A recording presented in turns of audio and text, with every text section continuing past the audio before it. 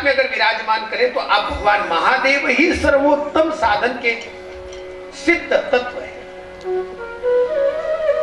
इसलिए गोस्वामी जी महाराज ने स्वयं भगवान शिव को गुरु के रूप में स्वीकार किया।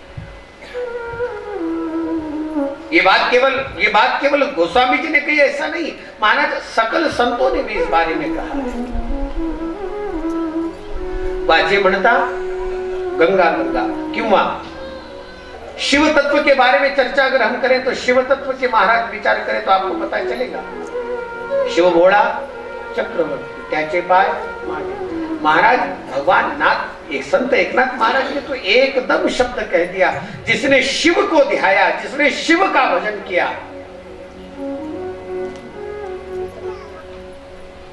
वाचे वदता शिव नाम तया न बाधी क्रोध काम। त्या क्रोध बाधत नाही, त्याला काम बाधत नाही। परमार्थाने परम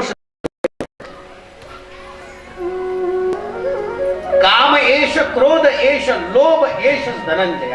धनंजय अर्जुन आप गीता को लीजिए और उसी गीता के इसी श्लोक के नीचे ज्ञानेश्वर महाराज के कुछ पंक्तियों को, कुछ ओवियों को लीजिए, आपको पता चलेगा। भगवान ज्ञानेश्वर महाराज ने क्रोध काम क्रोध और लोभ इन तीनों को परम शत्रु कहा है। जैसे शरीर में कफ वात रहता है ना, वैसे इन तीनों के द्वारा जैसे शरीर में रोग आता है, वैसे भवरोग भी इन तीनों की वजह से आता है। विकार को ही शमन करना है, इसलिए शिव जी की आराधना। इसलिए शंकर के शिवलिंग के ऊपर जल चढ़ाना ये कोई परंपरा अभी से थोड़ी है, हमारे तो पूर्वाचार्यों ने ये काम किया है पहले से। भूल गए थे इसलिए कोई महात्मा आकर के कह गया, बस होता है वैसा, होना भी चाहिए। कभी कभी कुछ बातें हम भूल जाते हैं, इसलिए कोई महात्मा का अवतरण होता ही है, उसके लिए ही होता है।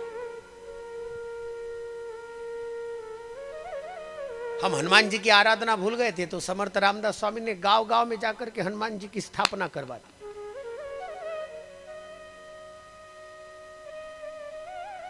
हम बीच में स्वयं भगवान का भजन कीर्तन स्वयं भूल गए थे, इसलिए महाप्रभु चैतन्य महाप्रभु को प्रकट करवा दिया। हरे राम राम राम हरे, भजन की परंपरा को शुरू कर दिया।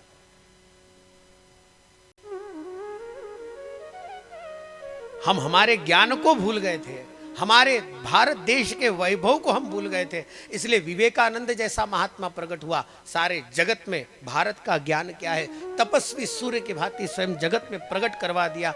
एक महात्मा कहीं ना कहीं प्रकट होता है। वैसे सीहोर वाले महाराज, एक दृष्टि से देखा जाए तो धर्म के लिए एक बहुत बड़ा काम, शिव की आराधना को भूल गए थे, शिव को ही भूल गए थे।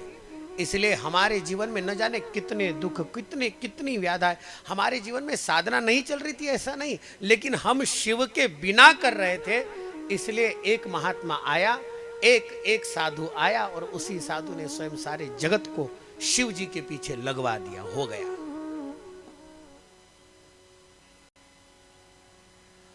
ये होता है, ये होना चाहिए।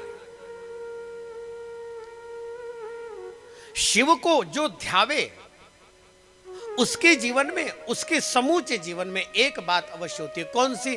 जो शिव को ध्याता है, जो शिव का भजन करता है, उसकी साधना अधूरी नहीं रहती, शिव उसकी साधना को पूरी करते हैं। इसलिए पूर्ण कामस्तु शंकरम ऐसा भी कहा है।